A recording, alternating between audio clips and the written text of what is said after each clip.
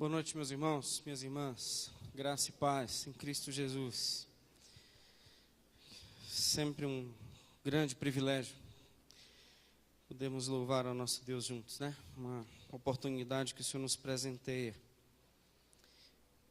Esse ano, agora em janeiro, dia 19, eu faço 7 anos aqui na Nova Vida. E, pois é, o tempo passa rápido, né? E esse ano, 2016, eu quero relembrar, trazer de novo aos nossos corações algumas mensagens que eu já preguei.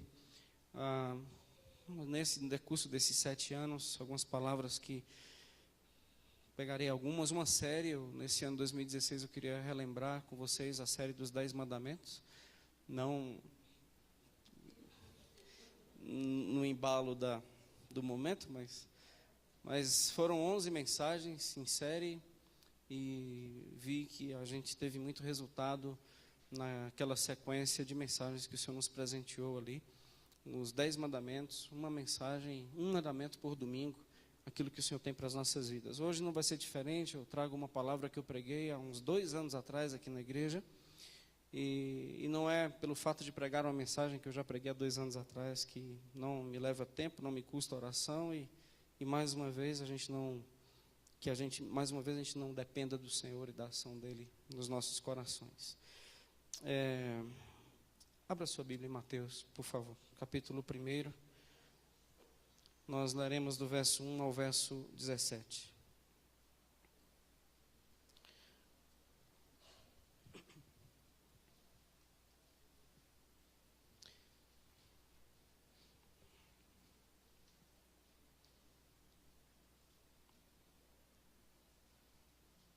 Mateus 1, do verso 1 ao verso 17, aqui está a genealogia de Jesus. Só nomes, vários nomes. Acompanhe na sua Bíblia esses nomes e tantos nomes registrados nesses 17 versículos. Livro da genealogia de Jesus Cristo, filho de Davi, filho de Abraão. Abraão gerou Isaque, Isaque a Jacó, Jacó a Judá e a seus irmãos. Judá gerou de Tamar a Pérez e a Zera. Pérez gerou a Esrom, Esrom a Arão. Arão gerou a Aminadab, Aminadab a Naasson, Naasson a Salmão. Salmão gerou de Raabe a Boaz. E este de Ruth gerou a Obed, e Obed a Jessé. Jessé gerou ao rei Davi. E o rei Davi a Salomão, da que fora mulher de Urias.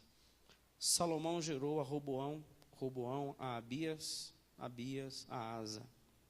Asa gerou a Josafá, Josafá a Jorão, Jorão a Uzias. Uzias gerou a Jotão, Jotão a Acasa, Acasa a Ezequias. Verso 10, Ezequias gerou a Manassés, e Manassés a Amon, Amon a Josias. Josias gerou a Jeconias e a seus irmãos no tempo do exílio na Babilônia. Depois do exílio na Babilônia, Jeconias gerou a Salatiel e Salatiel a Zorobabel. Zorobabel gerou a Abiúde, Abiúde a Eliaquim, Eliaquim a Azor. Azor gerou a Sadoc, Sadoc a Aquim, Aquim a Eliúde. Eliúde gerou a Eleazar, Eleazar a Matã, Matã a Jacó, e a Jacó gerou a José, marido de Maria, da qual nasceu Jesus, que se chama o Cristo.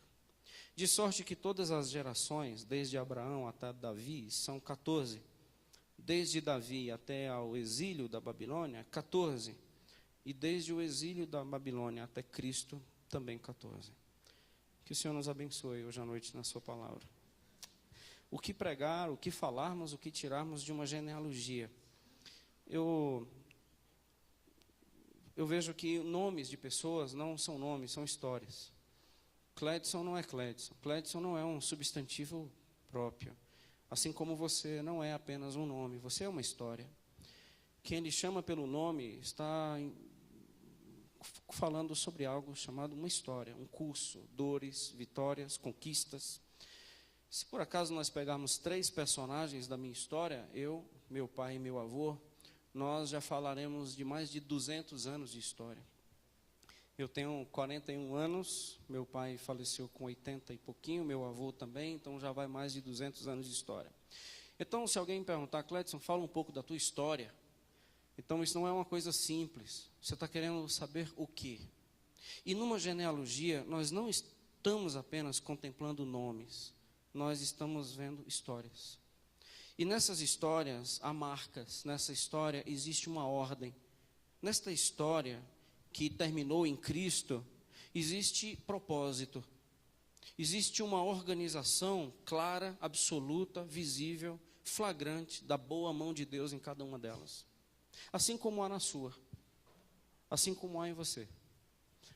Aqui, se você tiver algum conhecimento bíblico, alguma informação bíblica, talvez você passe por nomes aqui que você nunca ouviu falar, mas talvez você passe por nomes aqui que lhe é familiar, alguma marca que ele teve. E aqui nós vamos enxergar prostitutas na genealogia de Jesus. Raabe, ela era uma prostituta. Talvez nenhum rei foi tão pecador quanto Manassés. E Manassés está na genealogia de Jesus. Homens fracos, como o nosso pai da fé, chamado Abraão, que negou ser marido da sua esposa para não morrer, permitindo que a sua esposa pudesse e corresse o risco de ir para a cama com o faraó. Homens fracos, homens frágeis, homens que têm marcas não de vitórias, e vidas que estão registradas aqui não de sucesso. O Senhor Jesus, ele não veio de uma geração impecável, pelo contrário, o nosso Senhor veio de uma geração muito complicada. Talvez pareça com você, mas tem tudo a ver comigo. Nesse período que a gente pode olhar aqui no versículo 17, que Mateus ele parte em 3 momentos, e em 3 momentos de 14 anos, 14, 14, 14 no versículo 17, nesse primeiro bloco que ele menciona nesse versículo, que vai de Abraão até Davi, nós estamos falando de um período de auge. Nós estamos falando de um período do nascimento do povo de Israel, do surgimento da nação da fé. Nós vamos estabelecer aqui as nossas casas na terra prometida. A gente vai estar chegando no momento aqui onde somos vencedores sobre todos os inimigos. Gigantes caem, ursos morrem. Então, se estabelece um povo que tem nome, um povo que tem respeito. Até Davi se estabelece a nação de Israel com muito respeito, com muito triunfo, com muitas conquistas, com muitas vitórias, de Abraão até Davi. Mas nesse segundo bloco que nós pegamos aqui de Davi até Babilônia, logo depois dos filhos de Davi, começa um incrível declínio da nação de Israel. Para começar, os sucessores diretos de Davi, que são os seus netos, eles já dividem o povo em 2. 2 tribos para um lado, 10 tribos para outra. O reino já é dividido. E já começa um declínio absurdo. A nação de Israel começa a acabar. Reinos que governam totalmente fora da vontade do Senhor. Reis que assumiram o papel de próprio Deus. Levaram a Israel a pecados enormes. A declínio indescritível. Até que nós chegamos no tal da Babilônia, que é o exílio. Quando o povo, por mais que tenha sido advertido por Deus, dizendo, vocês serão presos nos seus próprios pecados. E é o que nós chamamos aqui de Babilônia e exílio, porque o povo foi levado preso para a Babilônia. Então aqui tudo está destruído. A nação não tem mais terra, o povo não tem mais templo, ninguém tem mais casa, agora vocês vão viver como escravos no exílio. Então o povo aqui desaparece.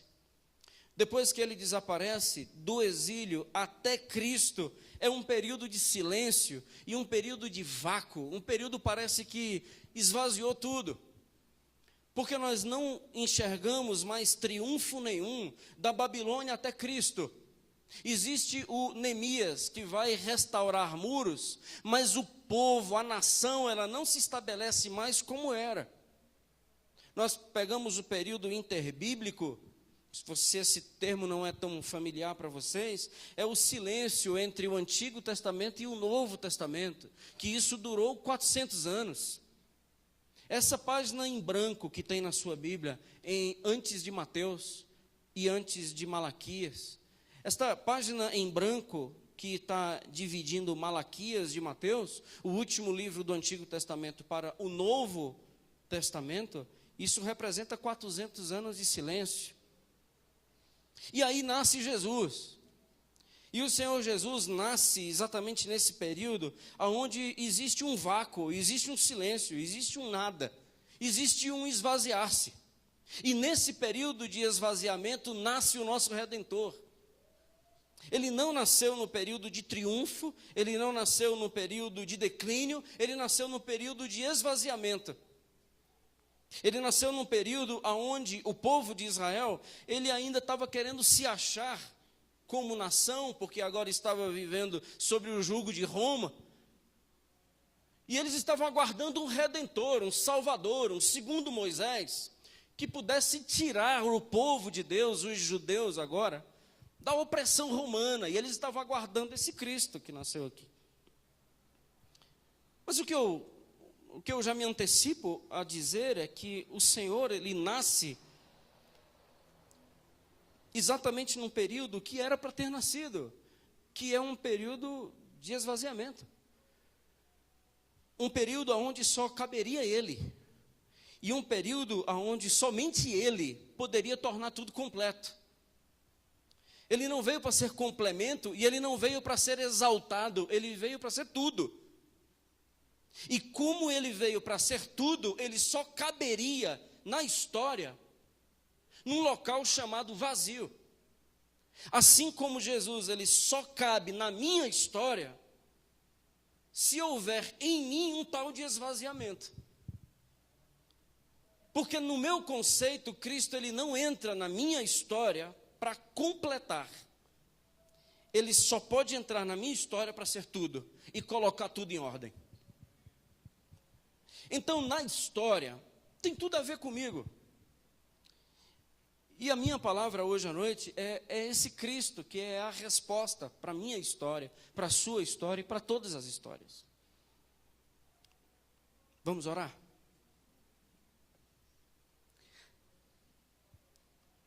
Senhor, toma a nossa mente cativa a Ti, pela ação do Teu Espírito, que o Senhor nos abençoe nesta noite pela Tua misericórdia. Chegamos aqui com tantos pensamentos, chegamos aqui com conflitos, chegamos aqui até mesmo displicentes. Nós chegamos aqui, Senhor, angustiados, outros chegam muito atentos, alertas. Pai Santo, em nome de Jesus, unifique as mentes nesse lugar pelo poder do Teu Espírito. Nivele os nossos corações na humildade. Faça com que a nossa alma esteja organizada pelo Senhor, para entendermos aquilo que o Senhor tem que falar com a gente hoje à noite. Em nome de Jesus. Amém. O Senhor, Ele se esvaziou de si mesmo, assumiu uma forma de servo, como fala Paulo em Filipenses. E eu já sei absolutamente que para Cristo ter me encontrado do jeito que Ele me encontrou, eu olho para o meu passado e eu vou perceber que foi exatamente num período que eu estava completamente vazio. Eu não tinha mais sentido para continuar, eu não tinha mais razão, eu não tinha mais lógica, eu só tinha dor. Quando eu vasculho o meu passado, eu fico olhando o dia que o Senhor me resgatou, e naquele dia que o Senhor me resgatou só tinha vazio. Eu estava cercado de pessoas, os meus pais eram vivos, os meus irmãos estavam lá, mas algo dentro do meu coração se chamava vazio.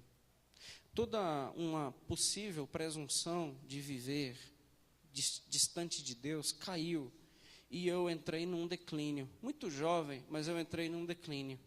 Vocês acreditam, gente, que eu já cheguei a beber cerveja? Cheguei. Fica até o fim. Talvez o seu mundo tenha desabado agora, porque... Mas você sabia que eu fracassei muito no meu passado? E naquele momento de fracasso, eu chamo de vazio. Muito para mim. Eu não tenho um passado tão complicado assim, eu fico vendo o passado de outros, dando testemunho. O meu passado não é tão complicado assim, nunca. Não tem muita coisa ruim para falar, mas eu passei por esse tal do vazio. E nesse tal do vazio, muitas coisas as pessoas vão trazendo para tentar completar esse vazio. E aí trazem droga, aí trazem vícios, aí trazem mulheres, trazem prostituição, e trazem dinheiro, traz um monte de coisa, status, fama, corpo, culto ao corpo, traz um monte de coisa para tentar preencher esse vazio. Traz casamento, traz filho, e esse vazio nunca supre. E é exatamente nesses vazios que o Senhor entra para mudar a nossa história. Como? Deixa eu te dizer algumas formas que o Senhor supre esse vazio no nosso coração e na nossa história. Em primeiro lugar, o Senhor, Ele supre esse vazio em nossas vidas quando Ele nos chama. Ouça a voz de Deus chamando você. Deus chamou Abraão num deserto, num nada. Um homem que não tinha nenhuma pretensão de seguir ao Senhor. Um homem que não tinha na sua agenda nenhuma ideia que ele seria pai das nações.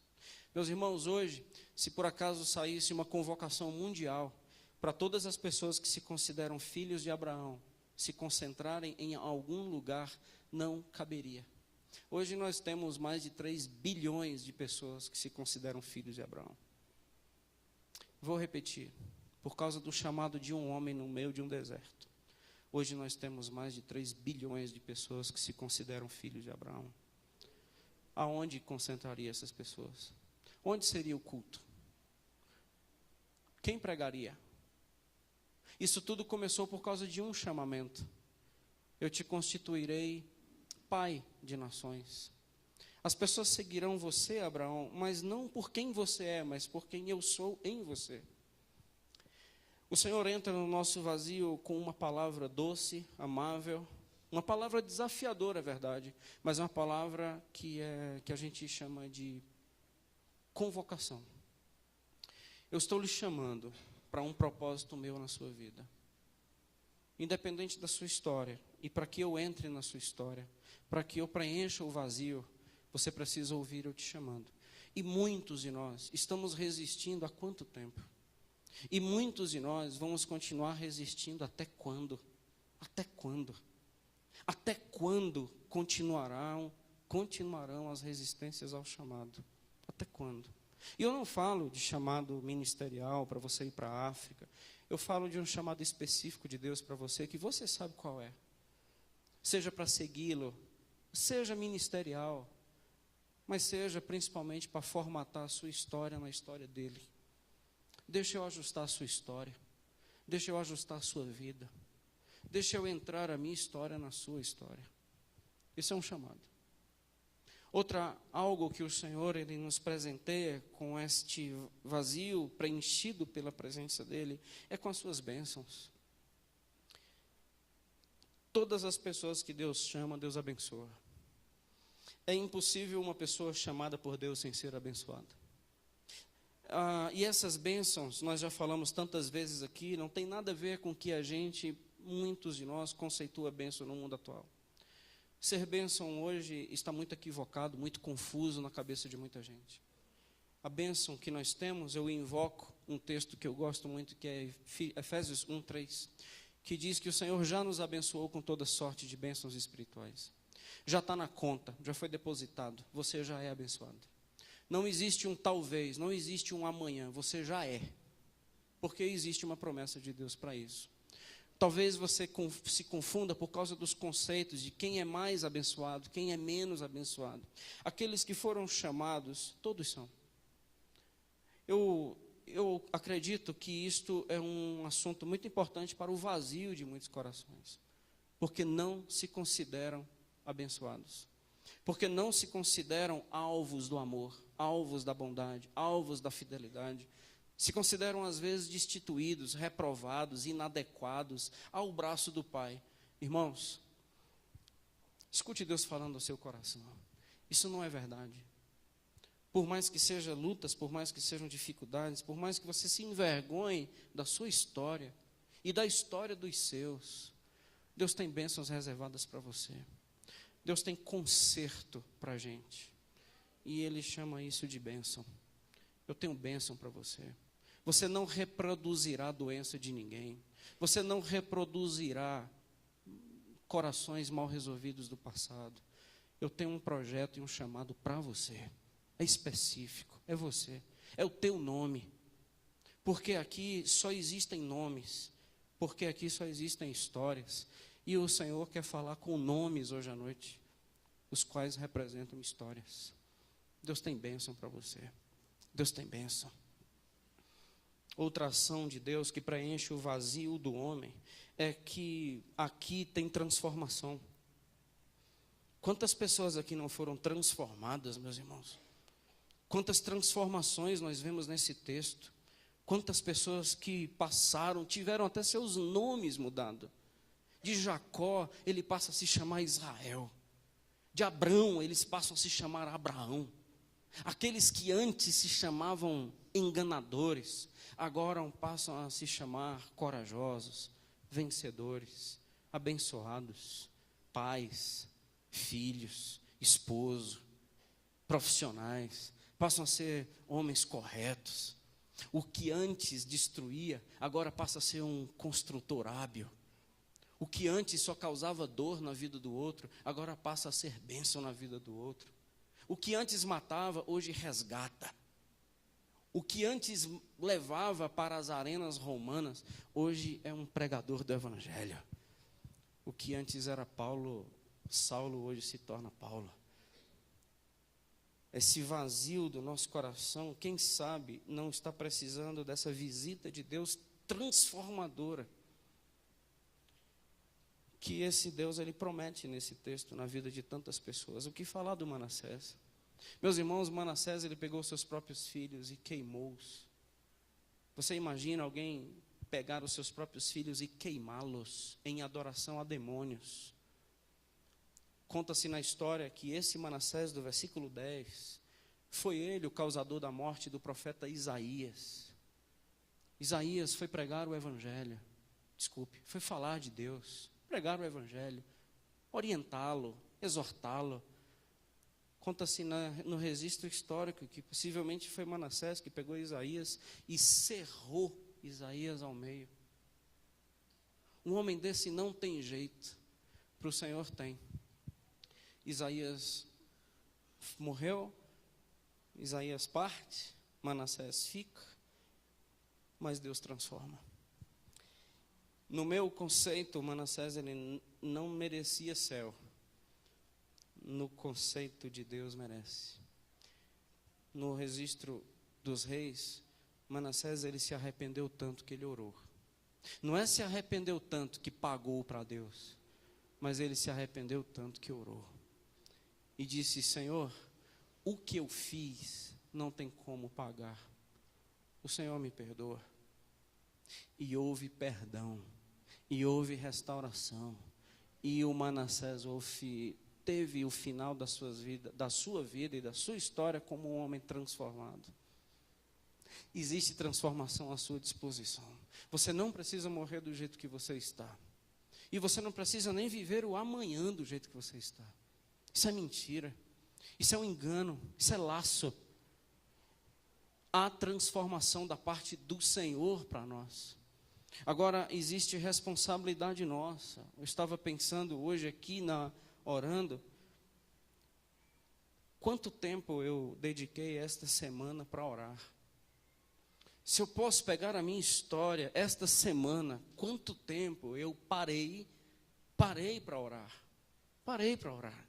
O que eu fiz da minha semana, quanto tempo eu investi, em que investi, quanto tempo perdido. Uma semana que não volta, um dia hoje que não se repetirá. O que eu fiz, o que construí, o que somei, o que agreguei. Perdi mais fios de cabelo onde? Fazendo o quê? Calos na mão, por qual projeto? O que construí? As oportunidades que eu tive de abraçar, eu abracei. As oportunidades que eu tive para beijar, beijei. As oportunidades que eu tive para abençoar, abençoei. O que eu fiz da minha semana? Então, quando o Senhor entra transformação, automaticamente é aquele que Ele chama, é aquele que Ele já abençoa, mas é aquele que Ele o convoca para atitudes de transformação. Não há varas de condão nesse texto. Nós não enxergamos ninguém transformado na genealogia de Jesus por uma ação milagrosa do Senhor, que ele anoiteceu, caso perdido, e amanheceu transformado. Em todas as pessoas aqui, aconteceu atitudes, ocorreram, há registros de atitudes. Uma prostituta, ela toma decisões de fé, e o seu nome está em Hebreus 11, na galeria da fé. Junto com homens dos quais o mundo não era digno, Hebreus 11 consta o nome Raabe, que era uma prostituta. Por quê? Porque o seu passado Deus não levou em conta, mas operou transformação em sua vida, e ela foi justificada pela fé. Isso é extraordinário, porque o Senhor, ele não ministra morte, o Senhor ministra transformação. Existem duas alternativas quando o Senhor vê um caso perdido: ou ele mata ou ele transforma. O Evangelho diz: o Senhor mata para transformar, porque ele tem que se esvaziar de si mesmo. Porque um homem cheio de si, ele não consegue seguir a um Jesus que se esvaziou. Quer repetir esta frase? Um homem cheio de si não consegue seguir a um Jesus que se esvaziou. Não consegue. É incompatível. São dois tipos de sangue. O sangue não bate. É A positivo com O negativo. Não dá. Uma outra ação de Deus para suprir e assistir e tornar completos corações vazios é quando direitos são garantidos. Quando nós olhamos que numa genealogia como essa, o sol da justiça brilha sobre a vida dessas pessoas. Tamar, por exemplo, uma mulher que foi abandonada por um homem que adulterou com ela, um homem casado, a usou como um instrumento sexual e depois a expulsou, e ela andava pelo deserto, sem rumo, eira ou beira. O Senhor fez com que aquela mulher voltasse para sua casa e fosse honrada. E o nome Tamar está aqui na genealogia de Jesus. Há um registro do seu nome. Ela não foi um vulto na história. Deus a honrou. Existe um Urias que não precisava estar aqui, mas Mateus o registra. Existe um Urias que foi enganado. O rei Davi pega a sua esposa, tem um filho com ela, manda-o matar, mas o nome de Urias está aqui, porque o sol da justiça brilha sobre a nossa cabeça. Deus não esqueceu de você quando você foi injustiçado. Deus não esquece de nós quando somos injustiçados, quando somos maltratados. O Senhor é por nós. O sol da justiça brilhará sobre aqueles que nele esperam. É dele, a palavra dele, o Senhor o honrará. Como? Não sei. Quando? Não faço a menor ideia. Mas o Senhor não tem a menor dificuldade de fazer isso.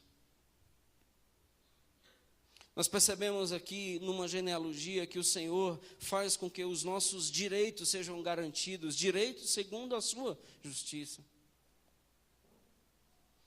Nós pegamos um homem que não está nessa genealogia, porque está depois de Cristo, chamado Estevão, morrer apedrejado.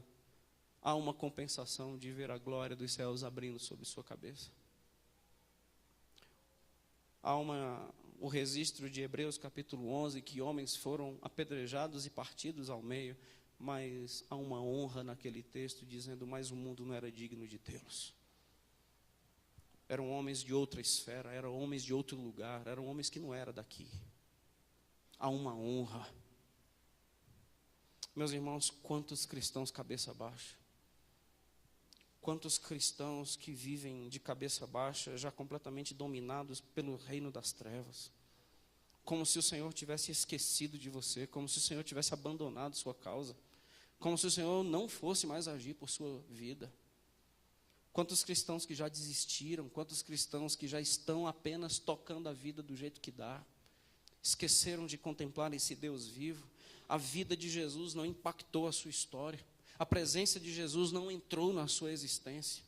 Apenas contos, apenas mitos. Parece que estamos falando sobre fábulas.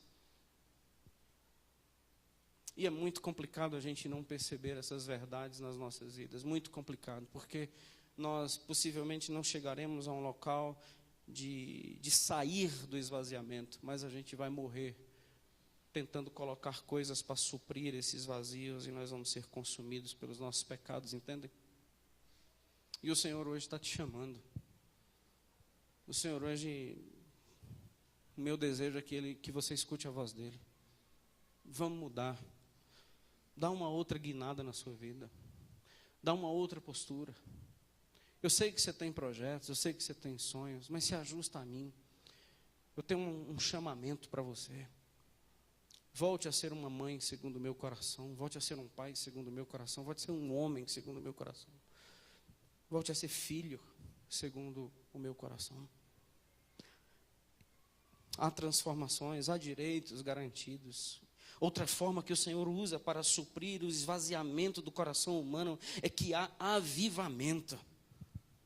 É que existe avivamento. Por mais que hoje eu e você nós estejamos fracos, por mais que hoje eu e você a gente não esteja tão vibrante na fé, existe um tal de um Ezequias aqui nesta genealogia, que foi o homem que revolucionou a história de Israel, num momento onde ele precisava de avivamento. O pai do Manassés. O rei Ezequias, ele pega o templo fechado, praticamente abandonado, luzes apagadas, cheio de imundície dentro do templo. Ele lava tudo, ele reacende as lâmpadas, ele volta a queimar incenso, ele volta a operacionalizar ali o tabernáculo, por causa de que o Senhor precisa ser integrado de novo na nossa história. Não é que nós precisamos, não é que ele precisa de nós, mas nós precisamos urgentemente dele de volta. Então, na cabeça de Ezequias, nós precisamos urgentemente de Deus de volta nas nossas vidas. Nós não podemos ficar sem Deus aqui na nossa história. Então, Ezequias dá um avivamento. E o avivamento é um sopro de Deus que tira a poeira acumulada durante os anos e nos traz de novo a existência da fé. Ouvi uma ilustração de avivamento, cara, quando o dia que você sentir um abraço muito forte de Deus e uma palavra, eu te amo tanto, você está passando por um avivamento. Muitos avivamentos aconteceram no silêncio dos nossos quartos e na profundidade da nossa alma. E acredito que esses foram os avivamentos mais incríveis que nós experimentamos. E outra coisa, não estava agendado. Não estava agendado. Volte ao seu passado e veja se os dias que você teve experiências fantásticas e indescritíveis com Deus foram dias que você não tinha pretensão de que isso acontecesse. Não se agenda avivamento. Não se programa avivamento. Não se manipula Deus. Nós não podemos dizer que sábado à noite Deus vai descer nesse lugar e vai agir. Mas nós vamos dizer que sábado à noite, se tivéssemos alguma coisa sábado, temos, que é o encontro dos homens. Nós vamos reunir, certos de que estamos obedecendo a um chamado, certos de que nós somos abençoados. Nós vamos nos reunir, certos de que há transformação ainda para acontecer em nossas vidas. Nós vamos nos reunir, certos de que Deus olha para as nossas causas e não esquece de nós. O Senhor não desampara o desamparado. E principalmente, nós vamos nos reunir porque tem tudo para acontecer um grande avivamento. Mas o avivamento não é necessariamente quando nos reunimos. O avivamento é quando a palavra do Senhor nos esvazia e nos preenche com a pessoa de Jesus. Isso é o maior de todos os avivamentos. O avivamento não tem nada a ver com nenhum tipo de expressão. Avivamento tem tudo a ver com transformação, mudança de vida e presença de Deus nas nossas vidas. Por último, Deus, Ele preenche o vazio do coração humano quando Ele nos honra de uma forma única que só Ele consegue fazer. Eu quero só trazer essa palavra diferente de quando Deus, Ele tem as nossas causas de injustiça na presença dEle e Ele age. Mas eu só quero terminar essa parte falando de José. Você parou para pensar que José foi o único homem na história o qual Jesus chamou de pai? Jesus chamou José de pai, gente. o Rei dos Reis e o Senhor dos Senhores chamou um homem de pai. Então isso é o resgate de tudo. Porque do pai da fé, passando pelo poderoso Davi, tudo terminou com José, o carpinteiro. E esse José, o carpinteiro, o Rei dos Reis o chamou de pai. Você tem ideia, a dimensão do que Deus tem para lhe honrar? A palavra do Senhor nos diz que, João capítulo 1, o que nós estamos estudando aqui nas quintas-feiras, João capítulo 1 diz que o Senhor nos deu o poder de sermos chamados seus filhos. Você ainda espera uma honra maior do que essa? Deu-nos o poder de sermos chamados seus filhos. Você está esperando o que mais? O que existe ainda para esperarmos Deus nos honrar? Mas como assim Deus nos honra? Mas de que jeito ainda você está esperando? O que Paulo diz, meus irmãos, o Senhor nos tornou seus filhos. Deus nos tornou seus herdeiros e co-herdeiros com Cristo. Tudo que Cristo tiver direito na eternidade, nós também teremos, porque Ele nos deu o poder de sermos chamados seus filhos. Então a nossa história está resolvida, a nossa existência está resolvida, o nosso porquê estamos aqui está resolvido, porque o Senhor resolveu nos honrar em Cristo. Em Cristo. Ele não tem o interesse de nos honrar com nada mais, a não ser o seu filho na cruz. O resto é tudo paliativo. O resto é graça sobre graça, o resto é bondade sobre bondade, o resto é fidelidade sobre fidelidade. Mas se existe alguma coisa que o Senhor nos honra, está na cruz do Calvário. E por causa disso, as suas pisaduras, nós fomos sarados. Eu quero encerrar apenas de um jeito diferente de concluir. Diferente para mim, não sei se para você, irmãos. Mas agora, eu consigo entender que toda a minha história, ela está resolvida em Cristo. Eu consigo entender agora que se os meus antepassados, se um dos meus antepassados pudesse se levantar, ele conseguiria dizer assim: valeu a pena. Valeu a pena eu ter vindo para a história. Está vendo o carequinha lá? Você está vendo o Cledson? Ele foi honrado pelo Rei dos Reis. Então fez sentido eu passar pela história. Fez sentido eu fazer parte de uma genealogia. Por que, Manassés? Você está vendo? Você está vendo Cristo? Passou por mim. Você está vendo que no final de tudo, Deus me usou como instrumento. Você está percebendo que eu não estou aqui em vão? Você está percebendo que até mesmo a questão existencial está resolvida em Cristo? Se você quiser ir para a psicologia, você vai. Mas se você quiser ir para qualquer outra ciência, você vai. Se você quiser ir para a filosofia, você vai da filosofia atrás das razões existenciais. Eu os convido ao Evangelho. E o Senhor Jesus diz: a sua história faz sentido em mim. Porque eu conserto a razão de você ter vindo. Eu vim nesse mundo para quê? Porque você foi escolhido por mim para ouvir um chamamento. E você não é um produto de um acaso. Você não é um defeito dos seus pais. Você não foi um erro de planejamento. Você não é fruto de pecado. Você não é fruto de um erro de um casal mal resolvido. Você é um projeto meu. Você veio para a história para ser meu. E você veio para ter uma história escrita por mim. Por mais que os seus pais tenham errado. Por mais que seus avós tenham errado. Por mais que seus tataravós tenham sido um desastre. Você não é. Você não é. Porque eu conserto a sua história, eu entrei na sua história, e quando eu entro, tudo faz sentido.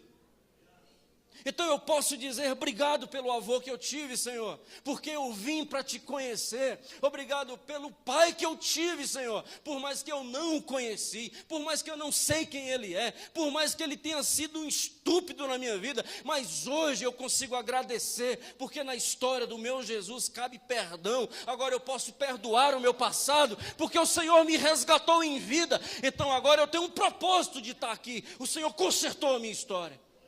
O Senhor consertou a minha existência, porque entrou um Jesus na minha genealogia. Se esse texto não terminasse com Jesus aqui, nós estaríamos fritos. Mas entrou um Jesus na história, e toda a história agora está consertada, por causa do nome que está acima de todo o nome. Entendem?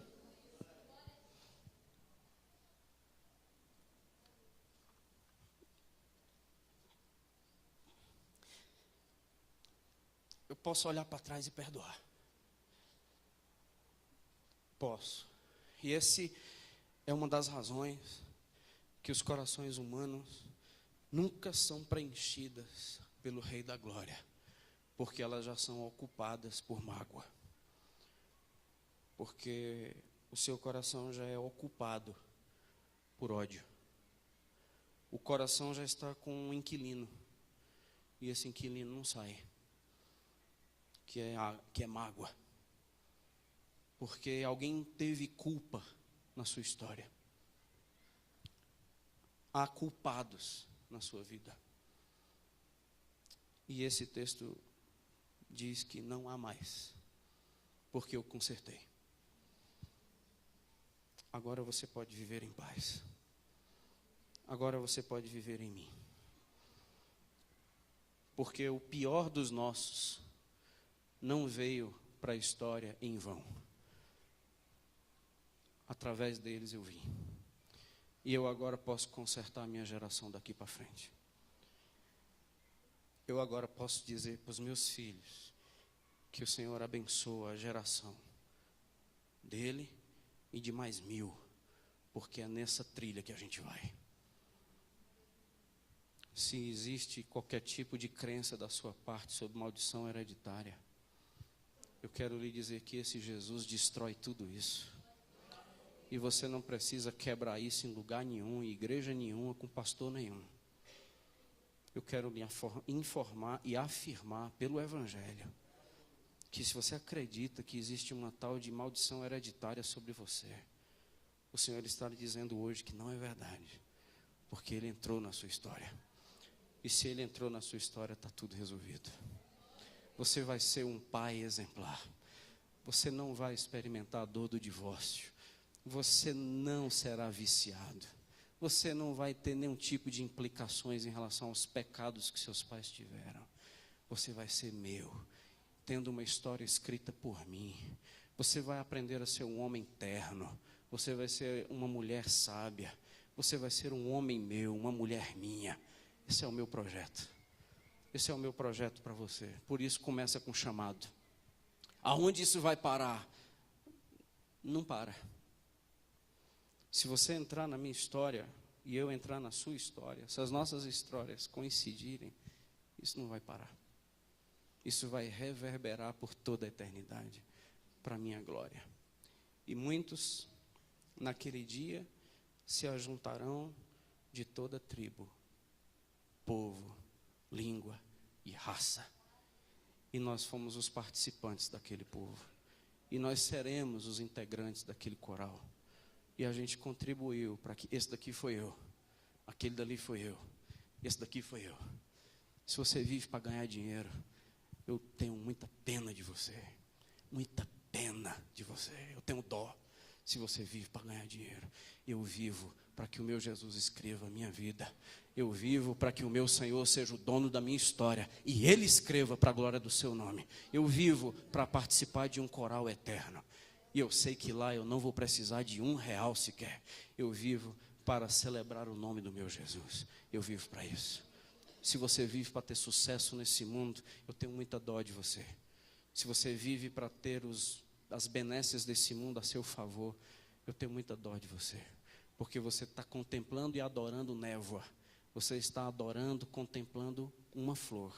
essa flor vai murchar, ela vai morrer, e aí vai voltar o vazio no seu coração. Ele nunca deixou de existir, você só se enganou, porque a sua saúde vai passar, o seu tempo vai passar, o seu dinheiro não vai precisar mais daqui a algum dia, a sua casa será em vão, tudo que você construiu será em vão, se Ele não tiver sido o Senhor da sua história. É isso que o Senhor lhe chama para refletir hoje. Há uma palavra de cura hoje à noite aqui. Há uma palavra de libertação hoje à noite nesse lugar. Há uma palavra de poder hoje à noite. Mas tem que cair em terreno bom. Mas tem que cair em corações que querem. Você prestou atenção que talvez nós não estamos dando continuidade a uma genealogia, a gente não está dando seguimento. Talvez a gente está gerando filho, mas filhos que estão fora dessa direção de Cristo. Conserte-se hoje. Conserte-se hoje. Hoje é tempo de mudança. Se a sua vida não é do Senhor Jesus, eu não sei onde você vai encontrar razão para você viver. E se você resiste, Deus sabe, continua lhe amando. Mas há um tempo onde as cortinas fecharão. Vai fechar. Cuidado, a cortina vai fechar. E quando a cortina fechar, só Ele fica. E com aqueles que não tiverem com Ele, eles experimentarão o choro e o ranger de dentes por toda a eternidade. Por causa do vazio que nunca mais será preenchido. Eu não acho que inferno, e eu tenho que falar do inferno porque o Evangelho fala e fala sobre juízo. Eu não acredito que o inferno, como eu já exemplifiquei, não é pessoas caindo numa fogueira e o diabo espetando. Não acredito que o inferno seja isso, não faz o menor sentido. O inferno é a dor mais profunda do coração humano, que nunca mais vai ter jeito. Que é esse vazio. Porque vai ser a eternidade toda sem Deus. E nada mais suprirá. Aí é choro, aí é ranger de dente, e aí não tem mais jeito. Por isso que o Senhor lhe chama para que você assuma o controle da sua história. O filme O Resgate do Soldado Ryan, já viu esse filme? Quando o soldado Ryan está sendo resgatado e o capitão, ele morre, o capitão olha para ele e diz: faça valer a pena. O Senhor Jesus morreu na cruz por nós. Ele ressuscitou para escrever uma nova história nas nossas vidas. A pergunta é: você tem feito valer a pena? Faça valer a pena. Faça valer a pena o meu sangue. Faça valer a pena o céu. Faça valer a pena o Evangelho. Faça valer a pena o que eu fiz por você. Faça valer a pena. E as nossas histórias serão consertadas nele. Deus os abençoe. Amém? Vamos orar? Concertos de história, hoje à noite, é só o Senhor quem faz, Pai. E eu rogo a Ti que nesse auditório, nesse grupo, é a Tua igreja, somos nós. Eu te peço que o Senhor confirme esta palavra em corações que estão hoje vazios. Eu rogo ao Senhor por aqueles que nos acompanham pela internet. Eu rogo por aqueles que estão aqui. Eu rogo por aqueles que um dia ouvirão esta mensagem. Eu louvo ao Senhor pela vida do pastor Ariovaldo Ramos, que explanou esse texto de uma forma tão bela. Que o Senhor honre o meu irmão, que o Senhor fortaleça o seu ministério. Eu peço a Ti, Deus, que hoje à noite nesse lugar a Tua palavra tenha caído em terra boa, em corações, nomes que na verdade são histórias, que precisam ser consertadas hoje por Ti. Eu peço que o Senhor ministre os seus corações pelo Teu Espírito, que o Senhor os convença, que o Teu Espírito possa trazer a luz em corações que estão em trevas, e que seja o nome de Jesus que cause todo o impacto e toda a transformação em suas vidas. Que não seja o nome de igreja, Senhor, que não seja o nome de pastores, que não seja o nome de uma comunidade ou de uma sociedade, mas que seja o nome de Cristo em suas vidas. Faça assim, Senhor. Haja neste lugar para a glória do Teu nome. Amém e amém. Existe alguém hoje à noite que... o apelo é: eu sou essa pessoa que eu preciso da minha história consertada. Eu queria orar junto com você. E convido você a ficar em pé. Não para mim, mas para o Senhor, uma expressão física de ficar em pé e dizer: eu preciso desse vazio. Há um vazio, e é esse Jesus.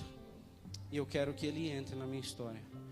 Eu quero não simplesmente vê-lo de longe ou segui-lo despretensiosamente, mas agora a minha história será ajustada à história dele. Eu quero que hoje à noite haja cura do meu passado, que eu não viva mais pelo que passou, que eu não viva mais cobrando dívidas do passado, mas eu preciso escrever uma nova história a partir de hoje. Eu entendo que agora e hoje, a partir de Jesus, eu posso.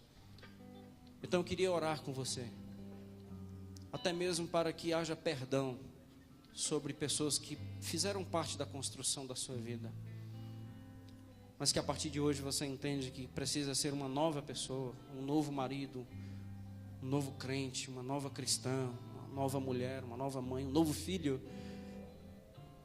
Eu convido você a ficar em pé e a gente vai orar juntos. Amém. Amém. Mais alguém? Vamos ficar em pé, vamos... Se você é essa pessoa, vamos ficar em pé. Fique em pé. Se você é essa pessoa, se você entende que você é esta pessoa, eu quero, e nós vamos orar. Senhor Deus, eu te peço, ó Deus, por nós. Especial, ó Deus, eu rogo ao Senhor pela vida dessas pessoas que ficam de pé diante do Senhor, não diante de mim. E a responsabilidade nossa como igreja é intercedermos por eles. Nós oramos. Os que ficaram sentados, ó Deus, eu te peço que o Senhor os mobilize agora para orar. Por essas pessoas que estão de pé. Por esses que invocam uma ação sobrenatural do Senhor em suas vidas. E só o Senhor sabe as razões de estarem de pé. Eu te peço, Senhor, que qualquer luta que trava ainda sobre o seu passado, que haja poder do teu Espírito em seus corações, para liberar, para não mais cobrar dívidas, para não mais identificar culpados. Eu rogo a Ti, Senhor, uma nova história na vida deles. Eu rogo ao Senhor uma história vencedora, abençoadora, transformadora. Uma história, Senhor, com honras, uma história com bênçãos, uma história com avivamento espiritual, Senhor. Eu te peço um novo tempo nesses corações que se identificam sim como vazios e hoje precisa de uma nova mudança. Toma uma decisão diante do Senhor e publicamente roga à igreja: orem por nós. E nós estamos aqui, Senhor, orando pelos nossos irmãos. Restabeleça os joelhos trôpegos, fortaleça as mãos decaídas, restabeleça os pés fracos, ó Deus. Livre-os de todo pecado, de todo laço, de todo engano. Limpe suas mentes, ó Deus, de mentiras do inferno, de conceitos extremamente equivocados e longe do Evangelho. Eu te peço por limpeza mental do teu espírito. Eu te peço por uma mente transformada, renovada, Senhor, e um corpo consagrado a Ti. Eu peço a Ti, meu Deus, que uma nova vida, um novo tempo esteja sendo escrito na vida desses irmãos. Só eles sabem a história que eles têm, mas agora, hoje, eles descobriram que o Senhor também sabe, e que o Senhor se importa, e que o Senhor transforma. Bendito seja o Senhor, que nenhum de nós somos um acidente na história. Louvamos ao Senhor porque o Senhor sonhou com a gente, e hoje a gente sabe que o Senhor sabe o nosso nome. Em nome de Jesus. Amém.